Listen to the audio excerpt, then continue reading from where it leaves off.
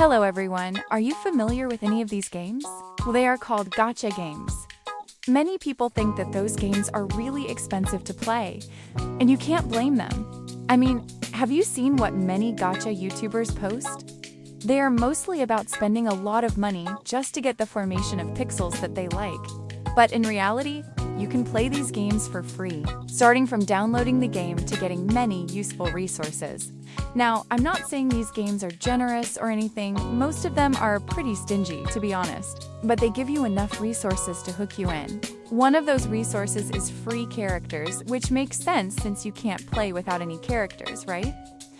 But at the same time, it is kind of counterproductive. After all, the point of the game is to sell as much characters as they can to players. Giving them away is the opposite of that. So, is it really fine for devs to do that? And the answer is yes. Not only does it get people in, but there are various benefits which help keep these games profitable and thriving. Curious? Well, buckle up, because we're going to see each example one by one. All of our examples came from one game. It's called Arknights, a popular tower defense gacha game. It's a well-made game. It almost makes you forget that they want your wallet. This game is full of interesting characters, which is what inspired me to make this video. I want to show what free characters can actually do beyond being throwaways. They can even be a great character that sticks around and worth investing in, which is who we're talking about next. But before that, let's talk about her group first. She's a member of Abyssal Hunters, one of the faction that exists in Arknights. It doesn't have a lot of members, but there is enough lore about them to sink Titanic in. But to keep it short, they're a group of super soldiers keeping sea monsters in check. Now here's what makes them interesting. Every member, without exception, has a passive that buffs themselves and other members on the team, something other factions could only dream of. Not only that, the buff is huge and is easy to activate. This is something double-digit IQ players like, which also happens to be my favorite synergy as well. Another nice thing about them is they don't set a minimum number of members present, so even if they're alone, their passive is still active. This oddly generous design means that you don't have to worry about getting the whole set just so you can enjoy the synergy. Isn't that nice? Although I said that, there is one member of the team that you should definitely raise. You might be worried that they are hard to get, right? After all, they're very important to the Abyssal Hunters. But don't worry, because Gladia is a free character. She gives not one, but two things. First, a hit point regeneration that makes use of the stupidly huge hit point increase that other members give. Not only that, she also gives a huge damage reduction from both physical and arts damage. Both passives allow everyone to survive high damage attacks and recover on their own before turning into fish's food. What she gives to the team is irreplaceable, and even without the rest of the Abyssal Hunters, she is still a solid character, which is, again, oddly generous of them. So there should be a reason, a really good one, that makes it okay to give her away. And I think I know what it is. Free characters are like free trial, essentially. Most of them are weak by design to encourage players to replace them with a better character. I know it's oversimplifying, but one free character is basically promoting their replacement. One character for another one. But that is not the case with Gladia.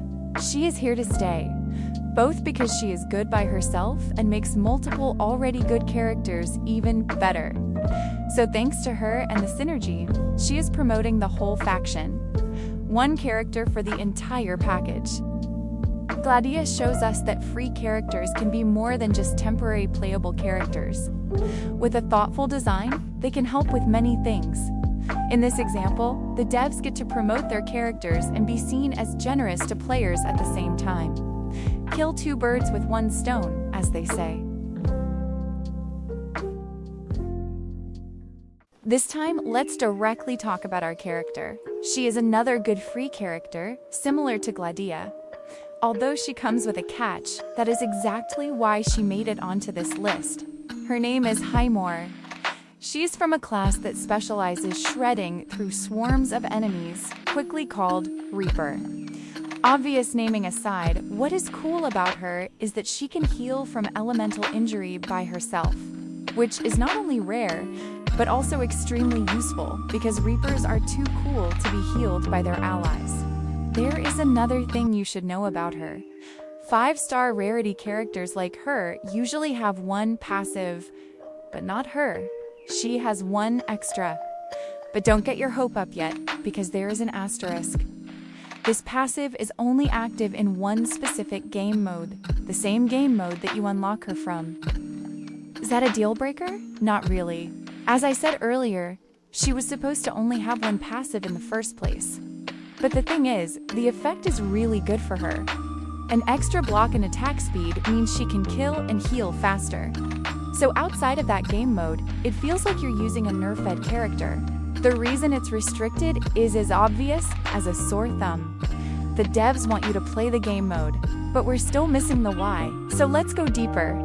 Each game mode has different mechanics. They have unique bosses, enemies, and tools that players will interact with. What this means is that each of them has different meta. Strategies that work well in one won't work well in others. That includes characters as well. Some of you might be sad that you can't use your favorite characters to win every game modes. Well, bad news for you, that is exactly the point. These game mode exists to give you different problems to solve. Problems that you can technically overcome with skills, but admittedly much easier to solve if you have more characters. In short, the more content you engage with, the more likely you are to spend your money on the game. That is why devs want you to play more game modes. That is why they're still releasing more characters and even equipment that only works in certain game modes. They use it to promote the game mode to players. It's a bit too on the nose, but if you ended up enjoying the game mode, maybe it's not really a bad thing. She's our last character, but don't take it as she's the worst.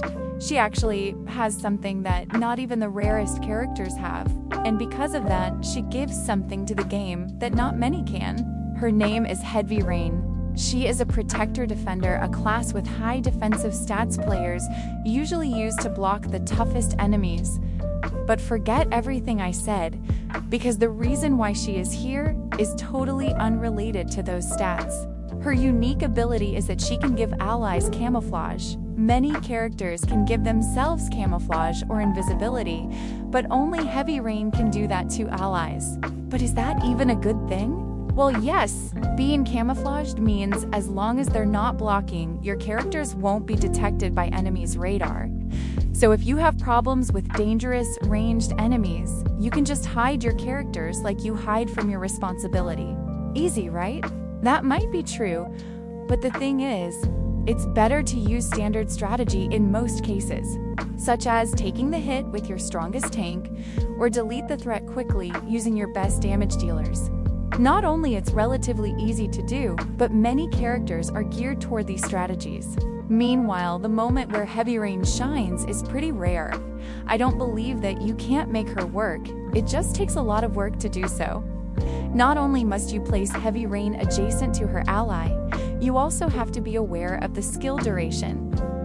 Unless you really need the camouflage effect, it's better to just tank the hit with your strongest defender as you normally would.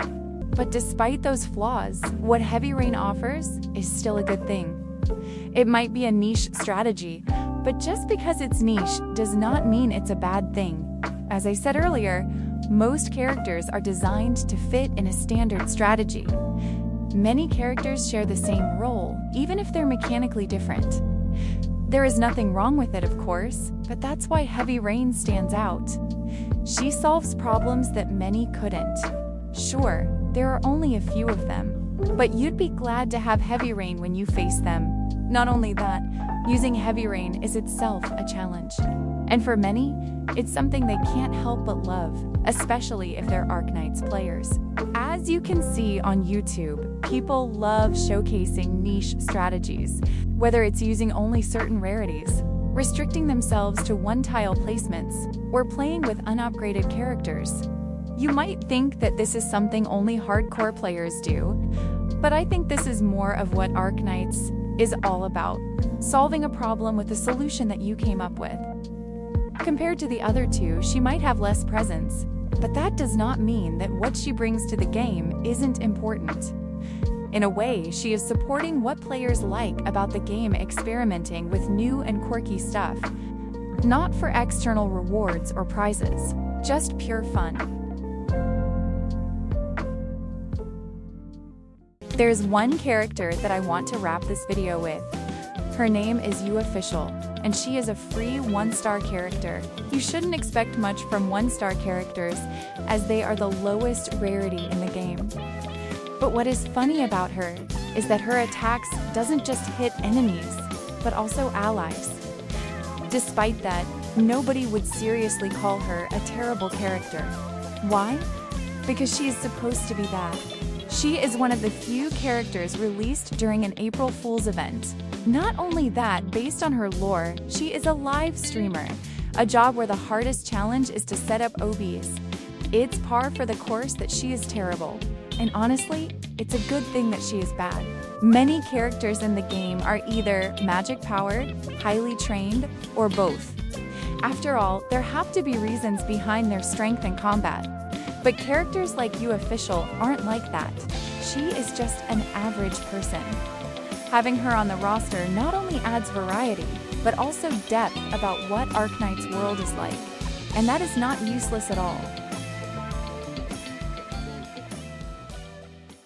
That's how you design free characters. I know I've repeated this many times, but free characters aren't just temporary playable characters. The devs can use them to add something to the game that they can't always do with their premium characters. We talked about using them to promote gacha characters, promote game modes, and promote a new way to play. 2 out of 3 are about monetization, which sounds greedy on paper, and maybe it is. But with thoughtful design, players can end up enjoying the game more rather than feeling manipulated. And that was the video. Thank you so much for watching. Let me know what you think about the video. It would mean a lot to me. Have a good day, and see you next time.